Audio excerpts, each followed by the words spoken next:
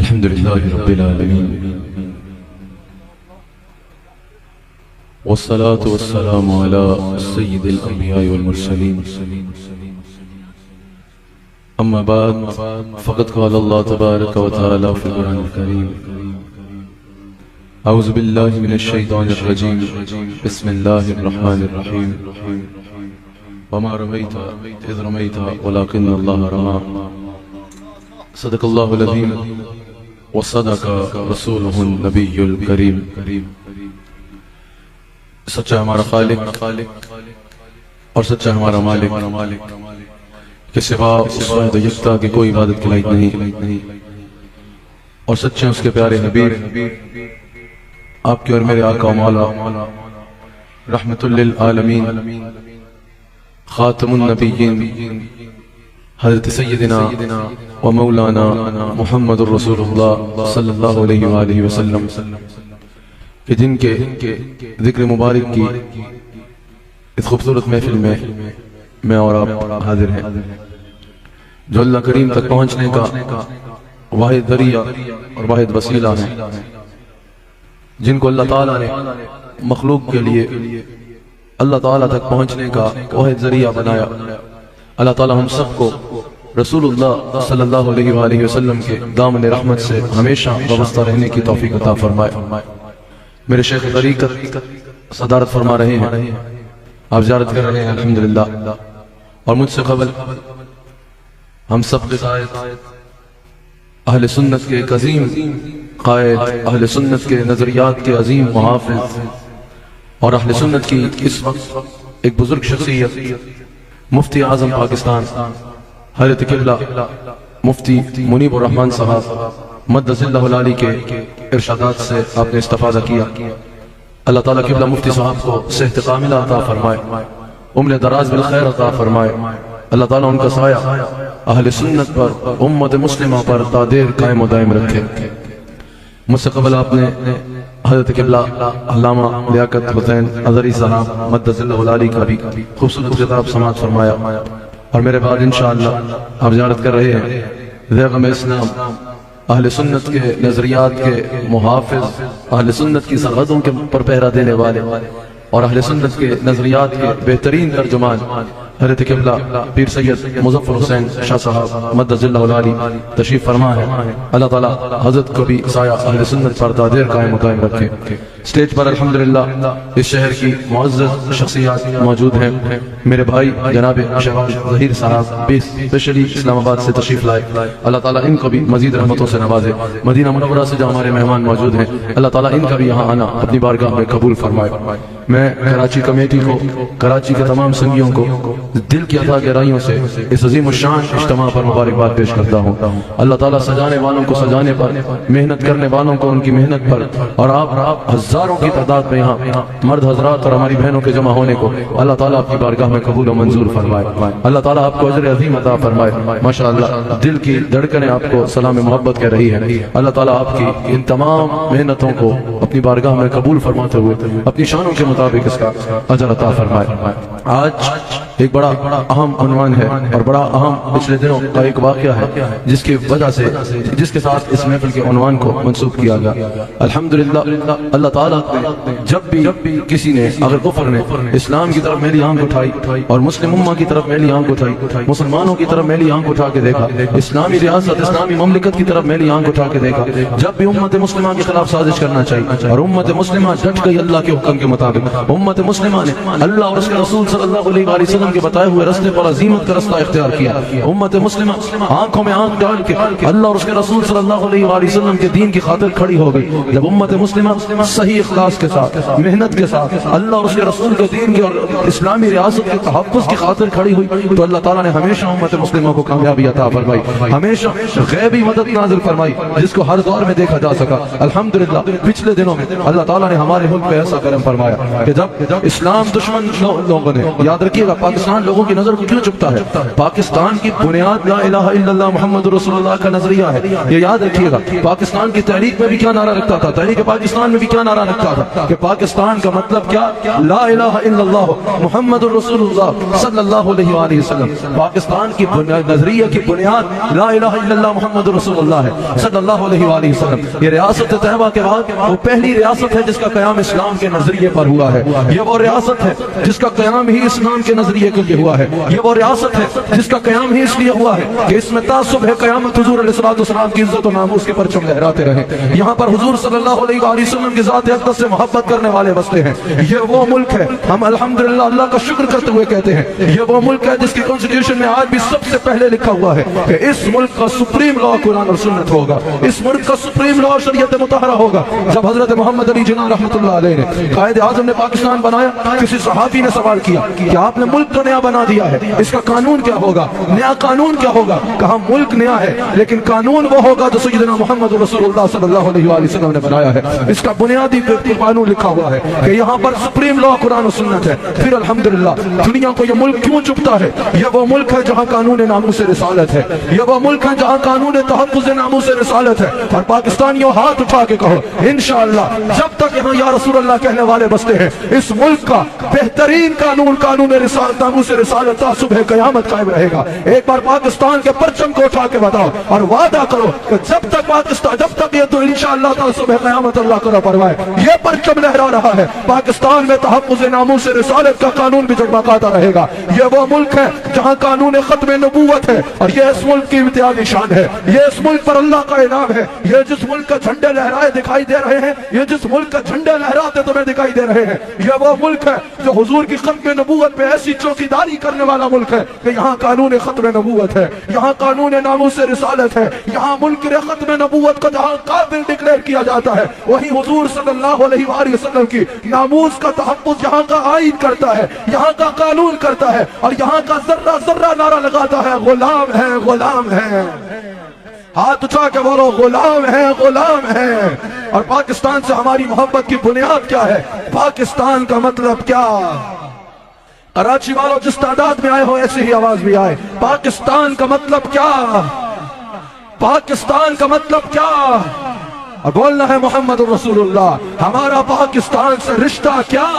محمد رسول اللہ صلی اللہ علیہ وآلہ وسلم کی. وہ پہلا ملک ہے اسد طیبہ کے بعد جس کا قیام اسلام کے نظریے پہ ہوا ہے. میں سلام پیش کرتا ہوں اپنی بہادر افواج کو, میں سلام پیش کرتا ہوں اپنے افواج کے نوجوانوں کو, سب سے بڑھ کے میں سلام پیش کرتا ہوں اپنے سپہ سالار حافظ سید عاصم منیر صاحب کو کہ جن کی جرأت و بہادری سے کیے گئے اقدام نے الحمدللہ صرف پاکستان کا ہی نہیں بلکہ پوری امت مسلمہ کا سر بلند کر دیا. بڑے عرصے سے لوگ پریشان تھے کہ امت مسلمہ میں جہاں سے خبر آ رہی ہے ایسی خبریں آ رہی ہیں کہ وہاں پر کفر غالب آ گیا, وہاں پر دشمن اسلام غالب آ گیا, وہاں پر امت مسلمہ پر مظالم ہو رہے ہیں. لیکن ہمارے سپہ سالار کی عظیم قیادت میں ایک ایسا اقدام ہوا, آپریشن بنیاد مرسوس کے کامیابی پہ الحمدللہ پوری امت مسلمہ نے اللہ کا شکر ادا کیا کہ الحمدللہ آج بھی دشمن اسلام نے دیکھا کہ اگر کوئی امت مسلمہ کے خلاف میلی آنکھ اٹھائے گا, جب امت مسلمہ اللہ پہ توکل کر کے اللہ کے دیے گئے نظام کے مطابق کھڑی ہو جائے گی تو بڑے سے بڑی طاقت بھی کیوں نہ ہوئی, بڑے سے بڑا پہاڑ بھی کیوں نہ ہوا ٹکرائے گا اور پاش پاش ہوگا انشاءاللہ. میں سلام محبت پیش کرتا ہوں اور خراج تحسین پیش کرتا ہوں سپہ سالار حافظ عاصم منیر صاحب کو. میں خراج محبت پیش کرتا ہوں اپنی افواج کے جوانوں کو, میں خراج محبت پیش کرتا ہوں اپنی ایئر فورس کے جوانوں کو, میں خراج محبت پیش کرتا ہوں اپنی نیوی کے جوانوں کو کہ جنہوں نے ثابت کیا الحمدللہ کہ پاکستان کو کہنا بہت آسان ہے کہ رات کے وقت کوئی سندور لگا کے آئے اور کہے بھائی پاکستان کو صفحہ ہستی سے مٹا دے گئے. پاکستان میں سندور لگا کے بزدلوں کی طرح رات نکلنے والی قوم نہیں ہے. فجر کی اذان کے بعد حضور کی سنت کے مطابق دل کو بردوں کی طرح حملہ کر کے بتانے والے ہیں. اور بھائی نعرہ تکبیر میں, نعرہ رسالت میں اور ختم نبوت کو ماننے والوں کی ضرب میں جو طاقت ہے اور چھوٹی سی سندور لگانے والی قوم تم کیا جانو, تمہارے پیچھے سندور کی طاقت ہے, یہاں اللہ کی تائید ہے, اس کے رسول کی تائید ہے. ہاتھ اٹھا کے بولو پاکستان کا مطلب کیا؟ ہاتھ اٹھا کے بولو پاکستان کا مطلب کیا؟ اور ہمارا پاکستان سے رشتہ کیا؟ محمد رسول اللہ صلی اللہ علیہ وآلہ وسلم۔ حضرات ایک بات یاد رکھیے گا، جب کوئی اللہ کی خاطر کو کھڑا ہوگا، جب کوئی کسی بھی محاذ پہ بڑی سے بڑی طاقت بھی سامنے کیوں نہ ہوئی، اللہ اور اس کے رسول کی خاطر کھڑا ہوگا تو کامیابی اس کے قدم چومے گی، کامیابی اس کے قدم چومتے نظر آئے گی۔ اللہ کریم قرآن کریم میں ارشاد فرماتا ہے جو ہمارے راستے میں کوشش کرتے ہیں ہم ضرور ان کے لیے اپنی طرف کا راستہ جو ہے وہ ہموار کر دیتے ہیں، اپنے لیے رہنمائی کرتے ہیں، ہم ضرور اس کے لیے جو ہے اپنی طرف رہنمائی کرتے ہیں، یعنی اللہ اس کے لیے اپنے طرف کا راستہ کھول دیتا ہے، اللہ تعالیٰ اس کی مدد فرماتا ہے۔ یہ اس آیت کو اگر بغور دیکھا جائے، اگر بغور اس آیت کے مطالعہ کی طرف توجہ کی جائے تو اللہ تعالیٰ اپنے بندوں کے ساتھ اپنے رویے کا ذکر فرما رہا ہے اور اس کا اظہار فرما رہا ہے۔ ایک تو یہ ہے نا کہ بندے کا رویہ اللہ کے ساتھ کیسا ہونا چاہیے، بندے کا رویہ اپنے رب کے معاملے میں کیسا ہونا چاہیے، بندے کا رویہ دین اسلام پہ چلنے کے لیے کیسا ہونا چاہیے۔ یہاں پر اللہ تعالیٰ ارشاد فرما رہا ہے کہ اللہ تعالیٰ کا اپنے بندوں کے ساتھ رویہ کیسا ہے، اللہ تعالیٰ اپنے بندوں کو کیسے ٹریٹ کرتا ہے، اللہ تعالیٰ اپنے بندوں کے ساتھ کیا معاملہ فرماتا ہے۔ مثال کے طور پر بندوں میں اگر اس بات کو سمجھنے کے لیے مثال سے آپ کو سمجھاؤں، بندوں میں اگر کسی کو کسی کے ساتھ ملاقات کرنی ہو، اگر آپ کو کسی سے ملاقات کرنی ہے تو آپ کو سب سے پہلے اس کو نوٹ کروانا پڑے گا، سب سے پہلے اس سے اپوائنٹمنٹ لینی پڑے گی، اس سے وقت لینا ہوگا، اس سے رابطہ کرنا پڑے گا، اس سے رابطہ لیں گے، اس سے ٹائم لیں گے، اگر وہ اجازت دے گا تو آپ کی اس سے ملاقات ہوگی، اور اگر وہ کہے گا کہ ٹھیک ہے ملنے کے لیے وقت ہے آ جاؤ، آپ اس کو ای میل کریں گے، اپوائنٹمنٹ لیں گے، اگر اپوائنٹمنٹ ہوگی اس نے وقت دیا ہوگا تو ملاقات ہو جائے گی، اگر اس نے وقت آپ کو نہیں دیا تو اس بندے سے ملاقات ہونا آپ کے لیے ممکن نہیں ہوگا۔ اور بعض وی آئی پی لوگ ایسے ہوتے ہیں یا بعض اپنے آپ کو کچھ ایسے زون میں سمجھنے والے لوگ ایسے ہوتے ہیں جنہوں نے عام اور غریب آدمی کے لیے نو لفٹ کا بورڈ لگا لیا ہوتا ہے کہ نہ ہم نے عام آدمی سے ملنا ہے اور نہ عام آدمی کو لفٹ کرانی ہے، نہ ہم نے عام آدمی کے ساتھ جو ہے وہ اپنے روابط رکھنے ہیں، ان سے ملنا پھر ایک عام آدمی کا یہ مشکل ہوتا ہے۔ بندہ ظاہر ہے جتنا بڑا ہوگا دنیاوی حساب سے، جتنا امیر ہوگا، جتنا بڑا آدمی ہوگا، اس کے تکلفات بھی اتنے ہی زیادہ ہوں گے، اتنے ہی زیادہ اس کے تکلفات ہوں گے، اور ظاہر ہے ویسے ایسا ہونا تو نہیں چاہیے، لیکن بڑے بندے کو کیا ضرورت پڑی ہے کسی غریب آدمی سے ملنے کی، کسی ظاہر دنیا کے کسی عام آدمی سے ملنے کی۔ ظاہر ہے عام آدمی کی خواہش ہوگی کہ میرا بڑے آدمی کے ساتھ تعلق بنے اور میں بڑے آدمی سے ملوں، بڑے آدمی کو تو ضرورت نہیں ہے کہ وہ عام آدمی کے ساتھ تعلق بنائے، لیکن میں قربان جاؤں اپنے اللہ کی شان پہ، میں قربان جاؤں اللہ تعالیٰ کی شان بندہ نوازی پہ۔ اللہ تعالیٰ خود فرماتا ہے، اللہ تعالیٰ فرماتا ہے کہ جو میرے بندے ہیں اور جو میرے لیے کوشش کرتے ہیں، حالانکہ اللہ مستغنی ہے لیکن اللہ کریم ارشاد فرماتا ہے بے شک جو میرے لیے کوشش کرتے ہیں، میرے راستے میں کوشش کرتے ہیں، میری طرف کوشش کرتے ہیں، اللہ تعالیٰ فرماتا ہے میں ان کی ضرور رہنمائی فرماتا ہوں۔ اللہ تعالیٰ اپنے ان بندوں کی رہنمائی فرماتا ہے، حالانکہ اللہ تعالیٰ سمجھ ہے، اللہ تعالیٰ مالک ہے، اس کے باوجود اللہ تعالیٰ فرماتا ہے جو میری طرف آنا چاہتا ہے اس کے لیے میں اپنے راستے کو آسان فرما دیتا ہوں، اس کے لیے اس کو میں اپنا بنا دیتا ہوں، جو میری خاطر کوشش کرتا ہے میں اس کے لیے اپنا راستہ آسان فرما دیتا ہوں۔ وہ ہمارا رب ہے، وہ اللہ تعالیٰ ہمارا رب ہے، ہم سے اتنی محبت کرنے والا ہے، وہ فرماتا ہے یہ ممکن ہی نہیں ہے کہ بندہ میرے لیے آگے بڑھے، میری طرف آگے بڑھے، میرے راستے میں آگے بڑھے اور پھر میں اس کے لیے اپنا راستہ آسان نہ کروں، یہ ممکن ہی نہیں ہے۔ اور ابھی کا مقولہ بھی ہے نا من جد وجد، کہ جب کوئی کوشش کرتا ہے تو وہ اپنے مقصد کو پا لیتا ہے، اگر کوئی بھی کوشش کرے تو ہم اس کو اس کا مقصد مل جاتا ہے۔ اللہ تعالیٰ کے راستے میں بالخصوص اگر کوئی کوشش کرتا ہے، اگر کوئی اللہ کے راستے میں کوشش کرتا ہے، اللہ کے دین کی سربلندی کے لیے کوشش کرتا ہے، اب وہ چاہے مجاہد ہے جو ہمارے مجاہدین افواج پاکستان ہے، چاہے وہ ہماری سرحد کا مجاہد ہے، یا وہ یہ علماء اور ہمارے شیخ کامل جو مشائخ جہاں آپ زیارت کر رہے ہیں، ہمارے قائد اور نظریات کی سرحدوں کے مجاہد ہیں، ہمارے قائد اور نظریات کی سرحدوں کے محافظ ہیں، جو بھی اللہ کی خاطر کوشش کرتا ہے، جو بھی اللہ کی خاطر قدم بڑھاتا ہے، اللہ تعالیٰ فرماتا ہے ہم اس کے لیے اپنا راستہ آسان کر دیتے ہیں۔ اب اگر کوئی اللہ کی طریقے کوشش ہی نہ کرے، اگر کوئی اللہ کے راستے پہ چلنے کی کوشش ہی نہ کرے، اگر تو پھر اس کے لیے تو ہی ہے نا جو اقبال نے کہا کہ ہم تو مائل بکرم ہیں کوئی سائل ہی نہیں، راہ دکھائے کسے کوئی رب منزل ہی نہیں۔ سب سے پہلے ضروری ہے کہ بندہ اللہ تعالیٰ کی خاطر کوشش کرے، بندہ اللہ تعالیٰ کے راستے میں آگے بڑھنے کی کوشش کرے، اللہ تعالیٰ کی بارگاہ میں پیش ہونے کی کوشش کرے۔ اور یاد رکھیے گا مفسرین نے یہاں فینا کا جو مراد ہے اس سے ایک مراد تو یہ ہے نا کہ ہمارے لیے، ہم میں، ہماری خاطر، لیکن مفسرین نے اس سے مراد لیا ہے کہ اللہ کے راستے میں جو کوئی بھی کوشش کرتا ہے، یہ بھی یاد رکھیے گا اللہ کے راستے میں کوشش کرنا صرف نماز، حج، روزہ، زکات نہیں ہے، یہ تو فرض ہے نا، اس سے تو چھٹی ہے نہیں۔ اللہ کے راستے میں کوشش سے فرائض نہیں ہے، وہ تو اس سے تو چھٹی ہے ہی نہیں، وہ تو اولاً ہے ہی ہے۔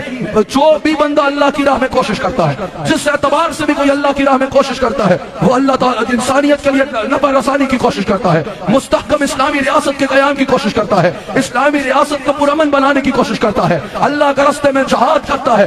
میں نے بتایا ہمارے مجاہدین ہمارے افواج کے نوجوان ہیں، افواج پاکستان ہیں، اللہ کی خاطر جہاد کرتا ہے، اللہ کے دین کی خاطر، اس کے لیے کوئی بھی کوشش کرتا ہے تو یہ چیزیں بدرجہ عدم خیر میں شمار ہوں گی۔ انسانیت کی اصلاح اور فلاح کے لیے کوئی کوشش کرتا ہے تو یہ خیر میں شمار ہوگا، تو یہ ساری چیزیں اللہ تعالیٰ کے راستہ کہلائیں گی، یہ ساری چیزیں اللہ تعالیٰ کے لیے کوشش کہلائیں گی، یہ ساری چیزیں کہلائیں گی کہ یہ انسان اللہ تعالیٰ کے راہ میں کوشش کر رہا ہے. اب اگر کوئی اللہ تعالیٰ کی دین کی خاطر کوشش کرتا ہے, اللہ تعالیٰ اس کی غیبی خزانوں سے مدد کرتا ہے, اللہ تعالیٰ فرماتا ہے پھر میں اس کے لیے راستے آسان کرتا ہوں. بہت لوگ تھے نا کہ بھائی جواب نہیں دینا چاہیے, اگر دشمن حملہ کر بھی گیا تو دشمن بڑا طاقتور ہے, ہمیں بس بیٹھ جانا چاہیے, برداشت کر لینا چاہیے, جواب نہیں دینا چاہیے. اگر اس نے ایک کیا تو ہمیں آگے سے 4 نہیں کرنے چاہیے. لیکن ہمارے حافظ قرآن اور سید زادہ سپہ سالار نے کیا کہا؟ نہیں, ہم اللہ کی خاطر لڑنے والے ہیں, ہم نہ کسی کی طاقت دیکھ کے گھبرانے والے ہیں, نہ کسی کی معیشت دیکھ کے گھبرانے والے ہیں, نہ کسی کی دوستیاں دیکھ کے گھبرانے والے ہیں, نہ کسی کی اکانومی دیکھ کے گھبرانے والے ہیں.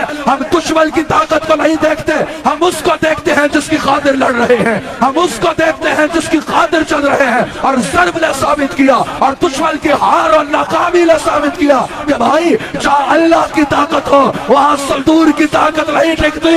رات کے اندھیرے میں سلطور لگانے والے اور ہیں, اور فجر کے اجالے میں نعرہ تکبیر لگانے والے اور ہیں, کندھے مشروب پینے والے اور ہیں, اور رسول اللہ کے طلبوں کے دھول کو آب حیات سمجھنے والے اور ہیں. تم کہتے ہو یہ پاز لگا ہے, یہ فائر سے سیز فائر نہیں ہے, یہ پاز ہے. ایک بار مار کھائی 1000 بار آ کے مار کھاؤ گے, کیونکہ یہاں کا عید کسی دوست کی نہیں, یہاں کا عید اللہ کی ہے. دوستوں کی تائید, مسلمان دوستوں کی تائید پہ بھی اللہ ان کو جزا دے. لیکن میں نے کہا یہاں بلند تائید اللہ کی ہے. یاد رکھنا رسول اللہ کے غلاموں, جب بھی تم دین اسلام کی خاطر بلندی کی خاطر کام کرو گے, دین اسلام کی سر بلندی کے لیے نکلو گے, تو یہ یاد رکھنا اللہ کی مدد شامل حال ہوگی. یہ یاد رکھنا کہ اللہ کی طرف سے طاقت شامل حال ہوگی. یہ یاد رکھنا جیسے ابھی اب جب پاکستان نے ثابت کیا کہ ابھی اصحاب بدر کے وارث زندہ ہیں, بھائی ابھی صحابہ اکرام کے اصحاب بدر کے وارث بھی زندہ ہیں, اور ابھی کربلا والوں کی طرح طاقت کے آگے حق کی آواز بلند کرنے والے بھی زندہ ہیں. جب بھی تم اللہ کے دین کی خاطر آواز اٹھاؤ گے, جب بھی اللہ کے دین کی خاطر چلو گے, یاد رکھنا کامیابی تمہارے قدم چومے گی. کامیابی تمہاری ہوگی جب بھی تم اللہ کے دین کی خاطر کچھ بھی کرو گے. میرے نبی صلی اللہ علیہ وآلہ وسلم کی سیرت طیبہ کو دیکھو. میرے آقا صلی اللہ علیہ وآلہ وسلم نے جب اپنی دعوت کا آغاز فرمایا, غار حرا سے اکیلے اتر رہے ہیں. اس وقت کوئی سوچ بھی سکتا تھا یہ تو ذات اقدس غار حرا سے اکیلے اتر رہے ہیں؟ والد گرامی ولادت پاک سے چند ماہ قبل مثال فرما چکے ہیں, والدہ ماجدہ بھی مثال فرما چکی ہے, اور خاندان میں کوئی ایسی بادشاہی کی سپورٹ بھی نہیں ہے. ویسے تو ان کے غلاموں کی جوتیاں راج کرتی ہیں, لیکن ویسے اگر ظاہری طور پہ دیکھا جائے تو ظاہری طور پہ خاندان میں کوئی ایسی بادشاہی کی سپورٹ بھی نہیں ہے. تنے تنہا حرا کی پہاڑی سے اتر رہے ہیں. کوئی سوچ بھی سکتا تھا کہ ان قریب 22 لاکھ مربع میل پر 40 سال پورے نہیں گزریں گے, 22 لاکھ مربع میل پر ان کی حکومت کے جھنڈے لہرا رہے ہوں گے. پھر کیا ہوتا ہے اگر جلدی سے سیرت کو دیکھا جائے؟ بڑی بڑی طاقتیں مخالف ہو جاتی ہیں. مکہ اعلان لا تعلق کی بائیکاٹ کا اعلان کر دیتے ہیں. شیب ابی طالب میں محصور ہو جاتے ہیں مسلمان, شیب ابی طالب کی گھاٹی میں محصور ہو جاتے ہیں. حضور کا دشمن سینہ تان کے پھر رہے ہیں کہ دیکھا ہماری طاقت کتنی ہے, ہمارے خداؤں کو جھٹلایا, اپنی نبوت کا اعلان کیا. شیب ابی طالب میں محصور ہو گئے اپنے چند غلاموں کے ساتھ, اور وہاں میرے آقا علیہ السلام فرما رہے ہیں وہ وقت دور نہیں ہے کہ اللہ کے دین کے جھنڈے 4 دانگ کے عالم میں لہراتے نظر آئیں گے. ایک وقت وہ ہے کہ شیب ابی طالب میں محصور ہے مسلمان, ایک وقت وہ ہے کہ دار الارقم میں عبادت کی جا رہی ہے, ایک وقت وہ ہے جب رات کی تاریکی میں میرے نبی علیہ السلام اپنے غلام افضل البشر بعد الانبیاء بالتحقیق حضرت ابوبکر کے ساتھ ہجرت کے لیے مکہ سے نکل رہے ہیں. چابی مانگ رہے ہیں تو وہ چابی نہیں دے رہا, اور حضور فرما رہے ہیں ایک وقت آئے گا یہ چابی میرے ہاتھ میں ہوگی, جس کو میں یہ چابی دوں گا اس کے ہاتھ یہ چابی جائے گی. ظاہری حالات میں اس وقت کوئی سوچ سکتا تھا یہ آئے گا؟ وہاں سے تو پیغام آ رہا تھا انا اعطیناک الکوثر, وہاں سے تو پیغام آ رہا تھا وللآخرۃ خیر لک من الاولی, وہاں سے تو پیغام آ رہے تھے. لیکن ظاہری حالات کیا تھے؟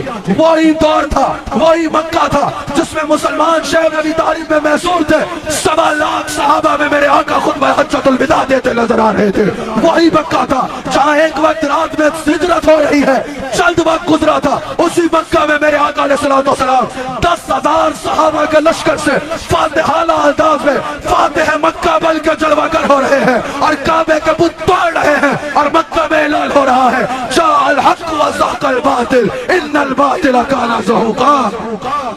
وہی شہر ہے اسلام کا مرکز بنتا ہے.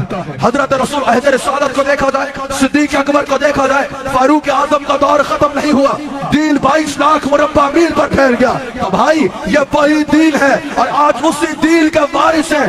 جب بھی کفر اپنی طاقت پہ گھمنڈ کرے گا نا تو ایک بار بدر کو دیکھ لے, ایک بار عتبہ اور شیبہ کے لاشوں سے میرے نبی کے کلام کو دیکھ لے, اور ایک بار میرے نبی کی فتوحات کو دیکھے, پھر صحابہ کی فتوحات کو دیکھے. یاد رکھنا جب بھی امت مسلمہ ڈٹ کے دین اسلام کے لیے کھڑی ہوگی, دین اسلام کو اللہ سر بلندی بھی دے گا اور امت مسلمہ کو کامیابی بھی دے گا.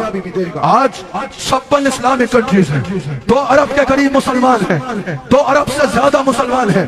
دنیا کی دوسری بڑی میجورٹی اسلام ہے, مسلمان ہیں. اور آج بھی گوگل پہ لکھو تو تمہیں آ جائے گا کہ اس وقت بھی فاسٹسٹ گروئنگ ریلیجن اسلام ہے.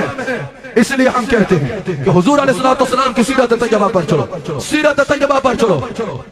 اگر آج یہ ساری امت حضور کی سیرت طیبہ پر چلے, جس طرح علیہ الصلوۃ والسلام نے مثال قائم کر کے دکھائی, اخلاص کے ساتھ دین کے لیے کام کرے, اخلاص کے ساتھ امت مسلمہ کے لیے کام کرے. اگر ہمارا ایک سپاہ سالار اپنی فوج کے ساتھ اتنی بڑی طاقت کو شکست دے سکتا ہے, تو آج اگر 56 اسلامک کنٹری کے سربراہان بیٹھ کے فلسطین کے لیے آواز اٹھائے تو کیا ظلم اور بربریت کو نہیں روکا جا سکتا؟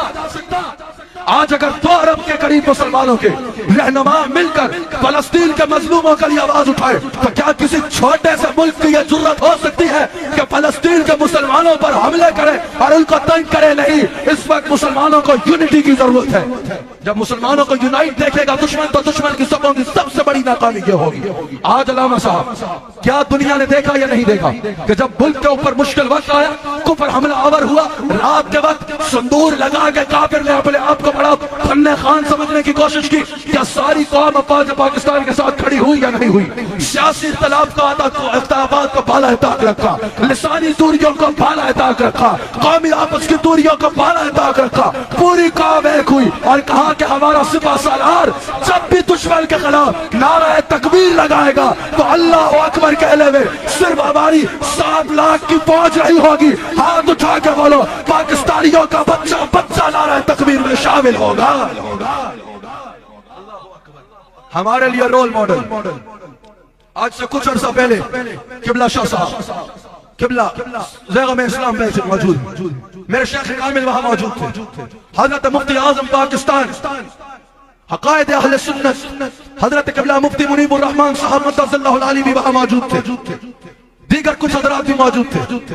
میں نے جب اپنے سپاہ سالار کی گفتگو کو سنا, میں نے اپنے سپاہ سالار کو مخاطب کر کے کہا, میں نے کہا حضرت آپ کا یہ جذبہ دیکھ کے, آپ کی یہ جرأت دیکھ کے, اور آپ کے بار بار آپ کے منہ سے قرآن کی تلاوت سن کے, پھر آپ کی زبان سے بار بار یہ سن کے کہ میرے لیے رول ماڈل سیدنا محمد صلی اللہ علیہ وآلہ وسلم ہے, میں پاکستان کو کہنا چاہتا ہوں کہ پھر بہار آتی ہے تجھ میں اے گلستان حملہ کر. میں نے کہا کہ حضرت آج ہمارے جذبے بلند ہو رہے ہیں کہ الحمدللہ پاکستان کی بات دوڑ ایسے لوگوں کے ہاتھ میں ہے. میں آج جیسے وہاں سامنے کہا تھا کراچی کی سرزمین پہ ہزاروں لوگوں کے اس اجتماع میں کہتا ہوں جہاں تک نظر جا رہی ہے مخلوق ہے, ہاتھوں کو اٹھا کے اپنی افواج کو یقین دلاؤ کہ امت مسلمہ کی سربلندی کے لیے, پاکستان کی سربلندی کے لیے, ناموس رسالت کے تحفظ کے لیے, امت مسلمہ کی بھلائی کے لیے جو قدم اٹھاؤ گے ہم آپ کے پیچھے نہیں, انشاءاللہ آپ کے شانہ بشانہ چلیں گے.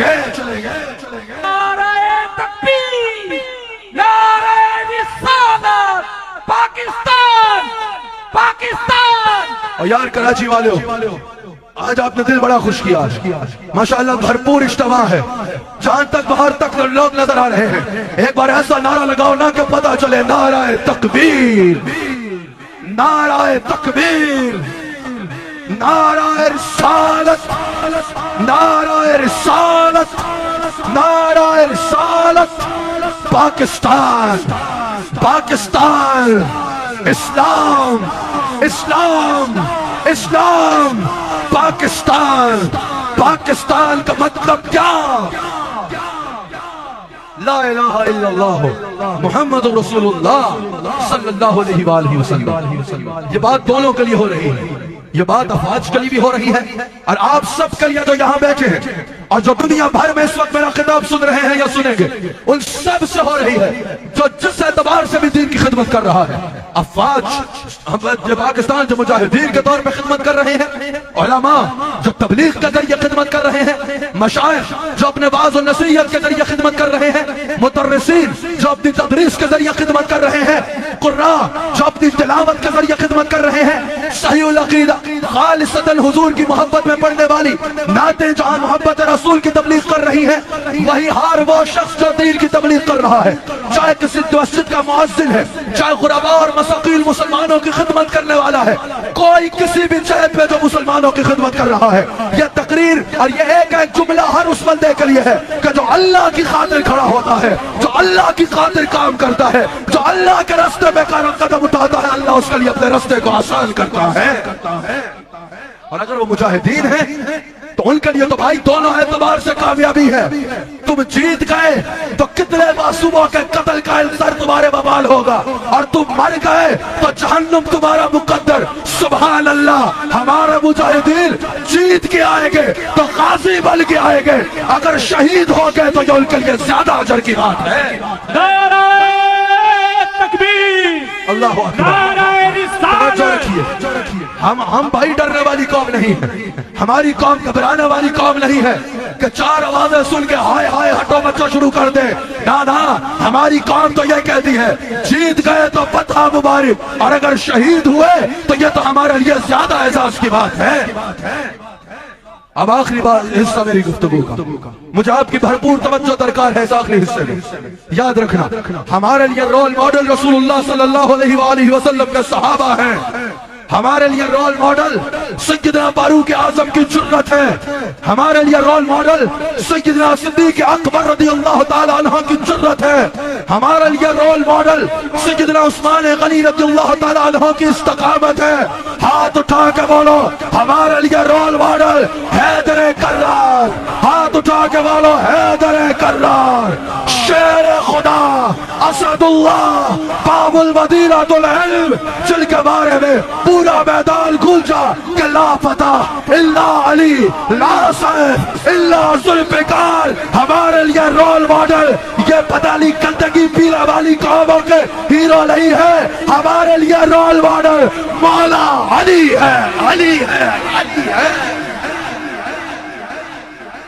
تم کس قوم سے ٹکرا رہے ہو تمہیں کیا پتا، تم کس قوم کو دیکھ رہے ہو تمہیں کیا پتا۔ اور بھائی اس کے ہیرو سٹیج پہ یا سکرینوں پہ تماشے کر کے ناچنے والے لوگ نہیں ہیں، اس قوم کے سٹار بدکار نہیں ہے، اس قوم کے سٹار وہ ہے جن کو حضور نے کہا السابق النجوم، میرے صحابہ تمہارے لیے ستاروں کی والد ہے، تم ہمارا مقابلہ نہیں کر سکتے۔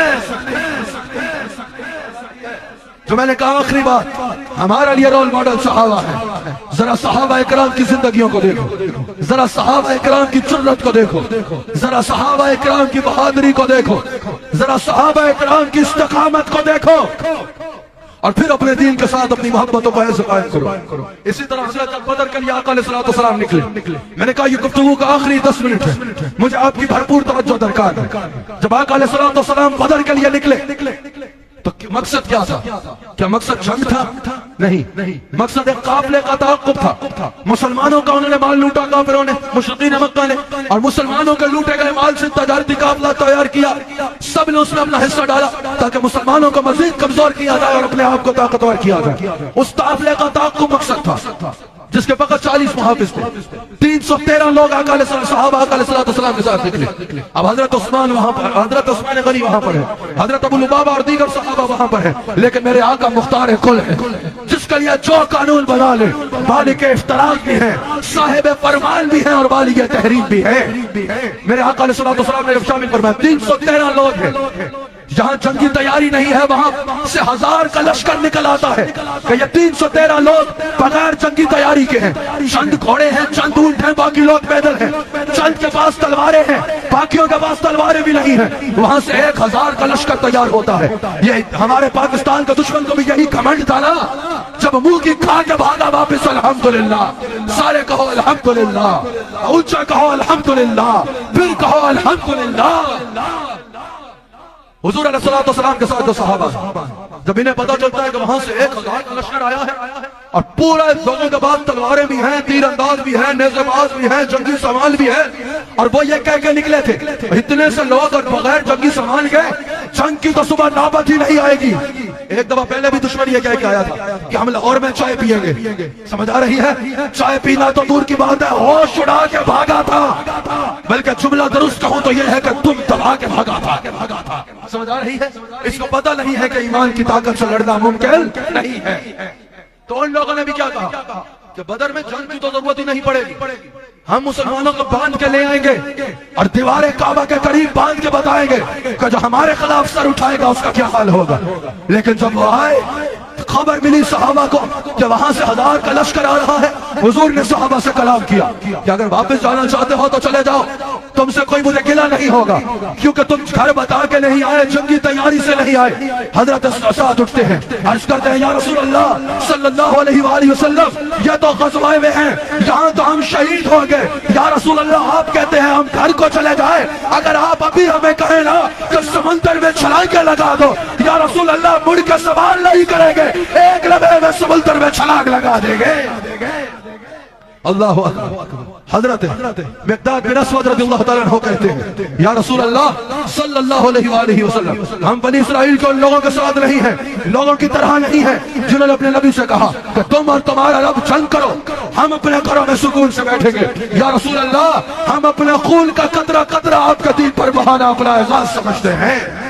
اللہ اکبر۔ پھر اللہ نے کیسی بدعا عطا فرمائی، صبح وہ 1000 کا لشکر شکست کھاتا ہے، ابو جہل کا لاشا گرتا ہے، عتبہ و شیبہ کے لاشیں گرتے ہیں، ان کے بڑے بڑے سردار بھاگ جاتے ہیں، اور میرے آقا ان کے لاشوں سے کلام کر کے کہتے ہیں بتاؤ میرے رب کے فیصلے کو سچا پایا یا نہیں پایا۔ آج بھی ہم دشمن سے کہتے ہیں بتاؤ اسلام کی طاقت کو غالب پایا تو مزہ آیا۔ اللہ اکبر۔ احد کو دیکھ لیجئے، احد کو دیکھ لیجئے، احد میں میرے آقا علیہ السلام کے صحابہ کی جانثاری کو دیکھیے۔ حضور علیہ السلام کے صحابی حضرت سمرہ بن جندب رضی اللہ تعالیٰ عنہ، حضور علیہ السلام کے صحابی، ان کی عمر 16 سال ہے، اور ایک اور صحابی حضرت خدیج رضی اللہ تعالیٰ عنہ، ان کی عمر بھی 16 سال ہے۔ حکم ہوا کہ بچے جنگ پہ نہیں جائیں، لیکن حضرت رافع رضی اللہ تعالیٰ عنہ کو لے لیا گیا کیونکہ یہ بہترین تیر انداز تھے، ان کی تیر اندازی جو ہے وہ بڑی معروف تھی، بہترین تیر انداز تھے۔ حضرت سمرہ رضی اللہ تعالیٰ عنہ اپنے والد کے پاس روتے گئے، کم صرف 16 سال کے صحابی ہیں، اور عرض کرتے ہیں کہ رافع کو لے لیا گیا، وہ بھی تو 16 سال کے ہیں۔ آپ حضور علیہ السلام کی بارگاہ میں عرض کریں کہ میری عمر بھی 16 سال ہے، جب رافع کو لے لیا تو مجھے بھی لیا جائے۔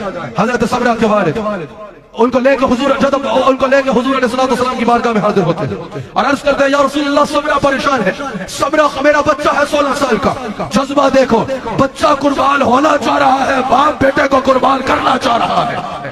حاضر ہوتے ہیں، عرض کرتے ہیں یا رسول اللہ اس کی خواہش ہے یہ آپ کا جانثار بنے۔ حضرت سمرہ آقا علیہ السلام کی بارگاہ میں عرض کرتے ہیں یا رسول اللہ صلی اللہ علیہ وآلہ وسلم، اگر آپ نے رافع کو لیا تو مجھ پہ بھی کرم فرمائے، رافع اور میری کشتی کروا کے دیکھ لے، میں رافع کو پچھاڑ دوں گا۔ آقا علیہ السلام نے اجازت دی، دونوں کی کشتی ہوئی، حضرت سمرہ نے حضرت رافع کو اس وقت کشتی میں پچھاڑا، دونوں کو آقا علیہ السلام نے ساتھ لیا، دونوں جانثار بن کے شریک ہوئے۔ اللہ اکبر۔ حضرت عبداللہ بن عمر کو دیکھو اور حضرت براء بن عازب کو دیکھو، دونوں کی جب سلیکشن ہو رہی ہے مجاہدین کی، دونوں کی عمر 14 سال ہے، ایڑیاں اٹھا کے اٹھ رہے ہیں کہ کسی طرح ہم بھی اونچے گنے جائیں اور آقا علیہ السلام ہمیں اپنے جانثاروں میں شریک فرما لیں۔ یہ میرے آقا علیہ السلام کے جانثاروں کا حال ہے بھائی۔ احد پہ ہی اگر ایک جانثاروں کی لسٹ کو دیکھا جائے، ایک واقعہ کو بیان کر کے اپنے گفتگو کو اختتام میں لے کے جا رہا ہوں، ایک واقعہ احد کا اور ایک واقعہ اور۔ اللہ اکبر۔ حضرت ام المؤمنین حضرت زینب سلام اللہ علیہا کے بھائی ہیں، حضرت عبداللہ بن جحش رضی اللہ تعالیٰ عنہ، امام احمد اس کو نقل کرتے ہیں، ان کا ایک صحابی کے ساتھ حضرت سعد بن وقاص کے ساتھ مکالمہ ہوتا ہے کہ آپ کی کیا دعا ہے جنگ میں، وہ اپنی بات کا ذکر فرماتے ہیں، وہ بھی سبحان اللہ، وہ بھی دین کی سربلندی کے لیے ہے، لیکن وقت کی قلت کے بعد میں بتا رہا ہوں، حضرت عبداللہ بن جحش فرماتے ہیں، پوچھا کہ آپ کی کیا خواہش ہے آج، کیا جنگ میں کیا دعا لے کے آئے؟ قبلہ شاہ صاحب اگر میں نے ان صحابہ کے نقش قدم پہ چلتے دیکھا تو میں بیان کرتا ہوں میں نے اپنے افواج پاکستان کے جوانوں کو دیکھا.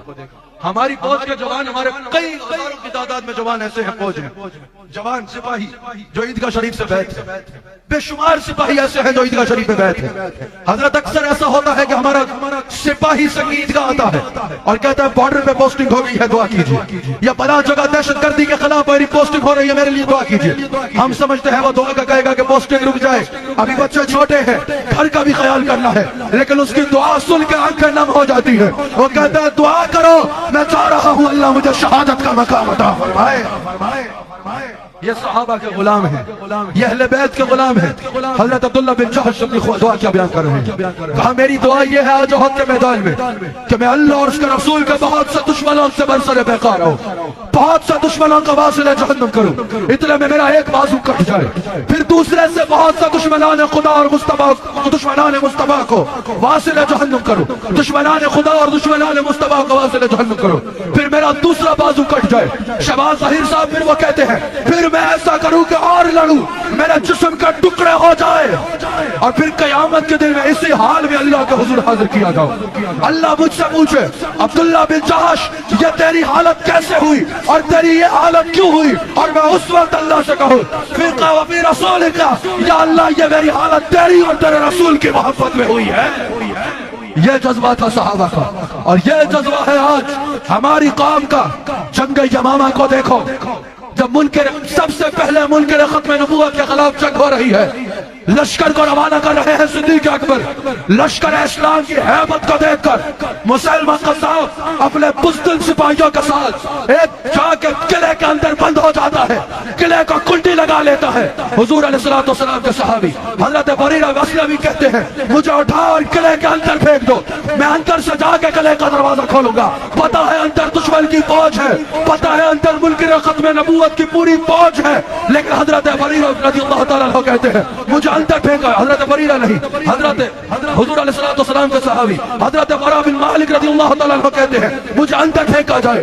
اندر جاتے ہیں 80 وار جسم پہ ہوتے ہیں لیکن دروازے کو کھولتے ہیں لشکر اسلام اندر داخل ہوتا ہے اور ان کو واصل جہنم کرتا ہے. اسلام کے لشکر کی طاقت کا کوئی مقابلہ نہیں کر سکتا. حضرت بریرہ اسلمی رضی اللہ تعالیٰ عنہ کو دیکھو جو کہتے ہیں کہ اصل زندگی تو گھوڑے کی ٹانگ میں ہے اصل زندگی تو گھوڑوں کی ٹانگوں میں ہے یعنی اللہ کی راہ میں جہاد کرنا اصل زندگی ہے. ان کا قبول اسلام دیکھو تو یہ ان لوگوں میں شامل تھے کہ جب ابو جہل نے ہجرت کے وقت کہا نا جو حضور کو لے کے آئے گا میں اس کو 100 اونٹ دوں گا. انہوں نے ابھی تک کبھی حضور کو دیکھا نہیں تھا کبھی حضور سے ملے نہیں تھے.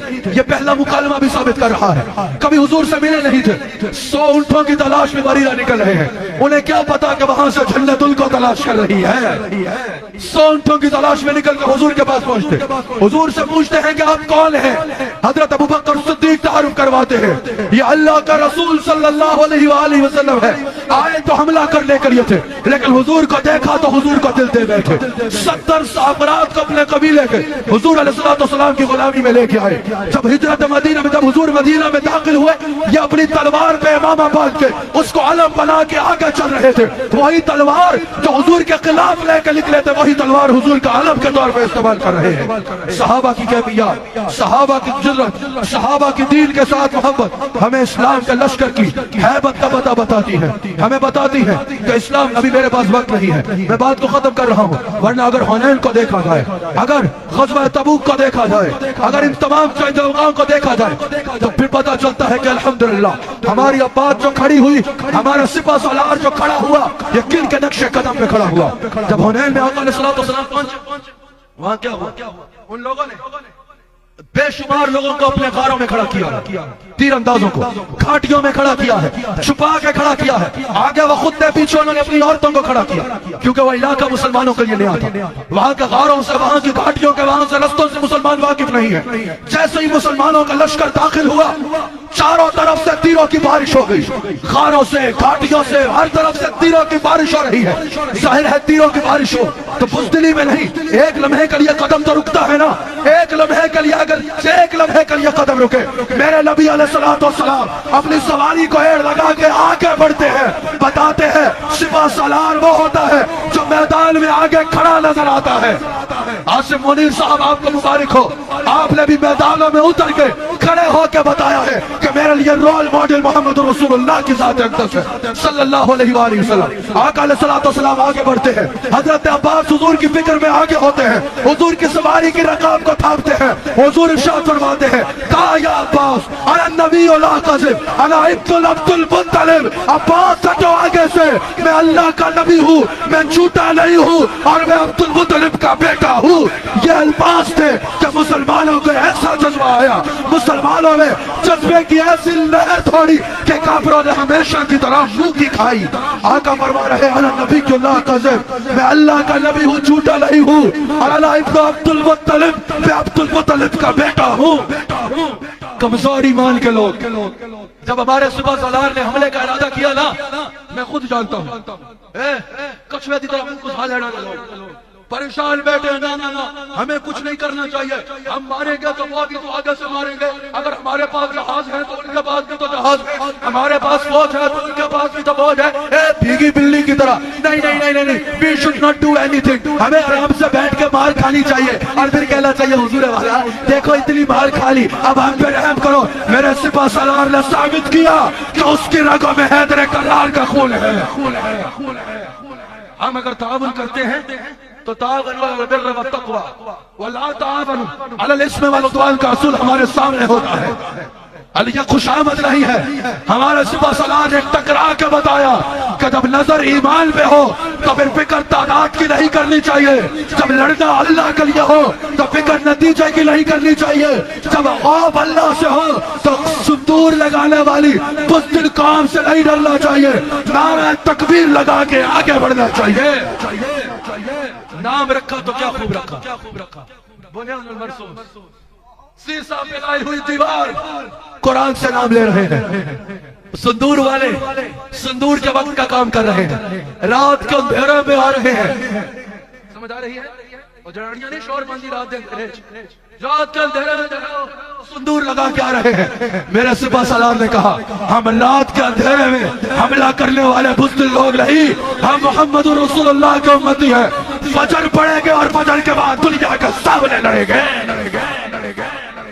سمجھ آئی؟ اور بتایا صندور والے آ رہے ہیں، ہاتھ اٹھا کے بولو تکبیر والے آ رہے ہیں، رات کو آنے والے آ رہے ہیں اور دل کو بھگانے والے آ رہے ہیں۔ یہ جھنڈا صرف پاکستان کا بلند نہیں ہوا علامہ صاحب، شہباز ظہیر صاحب، یہ جھنڈا صرف پاکستان کا بلند نہیں ہوا، یہ عزت اسلام کی بلند ہوئی ہے۔ اللہ اکبر۔ نہ ہم کسی کی خوشامد کرتے ہیں، نہ ہمیں کسی کی خوشامد کا شوق ہے، نہ ہی کبھی کسی سے کچھ کیا، نہ ہی کبھی کسی سے کچھ چاہیے، نہ ہی کسی اور چیز کی ڈیمانڈ ہے۔ جب کوئی اللہ کے دین کی خاطر کھڑا ہو رہا، امت مسلمہ کی سربلندی کی خاطر کھڑا ہو رہا ہے اور ہمارا اس اسلامی ریاست کی سربلندی کی خاطر کھڑا ہو رہا ہے، تو پھر اس کی تعریف کرنا ہم پہ لازم ہے۔ ثابت ہوا الحمدللہ ایک بار پھر، جیسے بدر میں مسلمان 313 تھے لیکن 1000 کے بھی اوپر غالب آئے، جیسے احد میں مسلمان 700 تھے لیکن 3000 کے اوپر غالب آئے، جیسے احزاب پہ مسلمان جو ہے وہ 3000 تھے لیکن 10,000 پہ غالب آئے، جیسے خیبر میں مسلمان 1400 تھے لیکن 10,000 پہ غالب آئے، جس طرح مسلمان ماتا کے مقام پہ 3000 تھے لیکن 2 لاکھ پہ غالب آئے، جیسے مسلمان تبوک میں 30,000 تھے، 5 روایات کے مطابق 2 لاکھ اور 5 کے مطابق 6 لاکھ پہ غالب آئے۔ اسی طرح اللہ نے پاکستان کو عزت دی، دشمن کی 1000 طاقتیں ایک طرف، مسلمان چند جوان نکلے اور ان کو دلدال شکل جواب دے کے لوٹے ہیں۔ ہاتھ اٹھا کے بولو اسلام، اسلام، اسلام، اسلام، ایسے نہیں، اسلام، اسلام، اسلام، پاکستان، پاکستان، پاکستان، پاکستان کا مطلب کیا؟ پاکستان کا مطلب کیا؟ پاکستان سے رشتہ کیا؟ محمد الرسول اللہ، پاکستان سے رشتہ کیا؟ 2 منٹ میں میں نے مائک کو چھوڑ دینا، 2 منٹ میں میں نے مائک کو چھوڑ دینا۔ جب تبوک کے موقع پر، جب موتا کے مقام پر مسلمانوں کا لشکر روانہ ہوا، مسلمانوں کا لشکر جب موتا کے مقام پہ پہنچا، جب پتہ چلا کہ وہاں سے حضرت عبداللہ بن رواحہ رضی اللہ تعالیٰ عنہ آگے چل رہے ہیں، اور وہاں سے پتہ چلا کہ 2 لاکھ یا 6 لاکھ کی فوج آ رہی ہے، حضرت عبداللہ بن رواحہ اپنی قوم سے مخاطب ہوتے اور کہتے ہیں میری قوم، ہم وہ لوگ ہیں جو اللہ کی خاطر نکلے ہیں، ہم وہ لوگ ہیں جو شہادت کے حصول کے لیے نکلے ہیں، تو پھر ڈرنا کیسا؟ حضرت عبداللہ بن رواحہ کہتے ہیں اے میری قوم، ہمارا دشمن یعنی ہمارا دشمن طاقت میں، یہ حضرت عبداللہ بن رواحہ رضی اللہ تعالیٰ عنہ صد اپنی قوم کو خطبہ دے رہے ہیں، صحابہ کو خطبہ دے رہے ہیں، اے لوگوں، دشمن کبھی تعداد اور طاقت کی کثرت میں آ گیا تو جنگ کے لیے آ گیا تو ہمیں اس سے کیا ڈرنا؟ ہم جنگ کی طاقت کے بلبوتے پر یا اپرادھ کی قوت کے بلبوتے پر نہیں لڑتے، ہم ایمان کی طاقت پہ لڑتے ہیں اور اللہ کی مدد کے بلبوتے پہ لڑتے ہیں۔ پھر آپ فرماتے ہیں ہم جب جہاد کرتے ہیں تو ہمیں اللہ تعالیٰ عزت عطا فرماتا ہے، اللہ تعالیٰ ہمیں اس پہ عزت عطا فرمائے گا۔ آپ فرماتے ہیں اپنی قوم کو کہتے ہیں کہ سینہ تان کے چلو میدان جنگ کی جانب، جب میدان جنگ کی جانب جاؤ تو باڈی لینگویج میں بھی پریشانی نہیں نظر آئے، سینہ تان کے میدان جنگ کی جانب آؤ۔ آپ فرماتے ہیں دونوں صورتوں میں جیت ہماری ہے، جو پتہ کر کے گیا وہ غازی واپس جائے گا، جو شہید ہوا اس کے لیے تو زیادہ باعث شہادت ہے کہ اللہ اس کو مقام شہادت عطا فرما رہا ہے۔ فرمایا یہ سن کر مسلمانوں کو فرمایا کہ قسم بخدا، اللہ کی قسم اٹھا کے کہتے ہیں کہ جس وقت تک صحابہ کے یہ جذبات موجود ہیں، محدثین نے کہا کہ یہ جذبہ تھا صحابہ کا، یہ جذبہ عشق رسول تھا اور یہ دین میں جانثاری کا جذبہ تھا جس نے مسلمانوں کو فتح عطا فرمائی۔ آج بھی الحمدللہ یہ جو فتح ہوئی یہ اس ایمان کی قوت سے ہوئی، یہ اسلام پر ایمان سے قوت پہ ہوئی، یا اللہ پہ توکل کیا ہماری افواج نے کہ کوئی بات نہیں، اگر اللہ کا دشمن حملہ آور ہو رہا ہے تو ہم مزید بڑھ چڑھ کے جواب دیں گے اور نتیجے کا فیصلہ ہم اللہ پہ چھوڑتے ہیں، نتیجہ جو بھی ہوا اللہ کے اوپر قربان ہوں گے یا اللہ پتہ نصیب فرمائے گا۔ اللہ نے اپنا وعدہ پھر پورا فرمایا، ہاتھ اٹھا کے شکر کرتے ہوئے کہو اللہ نے اپنا وعدہ پھر پورا کیا، ہاتھ اٹھا کے مجمع کہے الحمدللہ، پھر کہو یہ پاکستان کے جھنڈوں کو لہراتے ہوئے الحمدللہ، ماشاءاللہ جہاں تک نگاہ جا رہی ہے مخلوق کا سمندر ہے، پھر کہو الحمدللہ۔ اللہ تعالیٰ پاکستان کے پرچم کو یوں ہی بلند رکھے، اللہ فوج پاکستان کی جرأت کو یوں ہی قائم رکھے، اللہ سیدہ ہو یا چاہے آپ کے سندھ کے ساتھ جتنا بارڈر لگتا ہے اور پنجاب کے بھی کئی مقامات پہ جہاں رینجرز کھڑی ہے، اللہ ہماری رینجرز کے جوانوں کا بھی جرأت اور جذبے کو یوں ہی بلند اور قائم رکھے۔ نعرہ تکبیر، کراچی والوں نعرہ تکبیر، کراچی والوں نعرہ تکبیر۔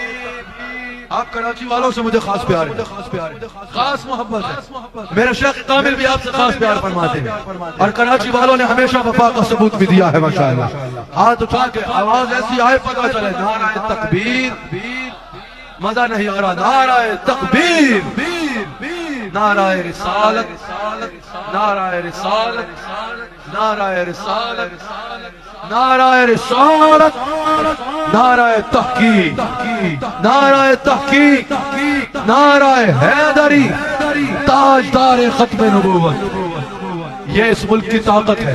ہاتھ اٹھا کے بولو تاجدار ختم نبوت، تاجدار ختم نبوت، اسلام، پاکستان، افواج پاکستان، افواج پاکستان، افواج پاکستان، افواج پاکستان۔ پاکستان کا مطلب کیا؟ پاکستان کا مطلب کیا؟ اور ہمارا پاکستان سے رشتہ کیا؟ مذہب حق اسلام، اور مسلک حق اہل سنت و جماعت زندہ باد۔ اللہ تعالیٰ اس ملک کے پرچم کو ہمیشہ بلند رکھے، اللہ اسلام کو عزت عطا فرمائے، اللہ نے اسلام کو ہی عزت عطا کر رکھی ہے، اس سے مراد اللہ امت مسلمہ کو بھی ان کا وہی وقار واپس عطا فرمائے، وہ عزت عطا فرمائے جو سیدنا فاروق اعظم کے دور میں جس امت مسلمہ دیکھا کرتی تھی۔ اللہ تعالیٰ فلسطین کے مسلمانوں پہ کرم بولو آمین۔ اللہ تعالیٰ فلسطین کے مظلوم مسلمانوں کی مدد فرمائے، ہاتھ پھیلا کے اللہ کی بارگاہ میں بولو بہنوں کے لیے اللہ اکبر۔ آج ہم اللہ تعالیٰ کی بارگاہ میں دعا کرتے ہیں، یا اللہ فلسطین کے مسلمانوں کو عزت عطا فرما، یا اللہ ان کو امن عطا فرما، یا اللہ ان کے لیے آسانی عطا فرما، یا اللہ امت مسلمہ کو سب بولو سب سبحان اللہ۔ زیغ میں اسلام سید زادہ مفتی اسلام، مفتی اہل سنت کے نظریات کے ترجمان اور سرحدوں کے بہترین محافظ حضرت پیر سید مظفر حسین شاہ صاحب مدد اللہ العالی کی خدمت میں عرض کرتا ہوں۔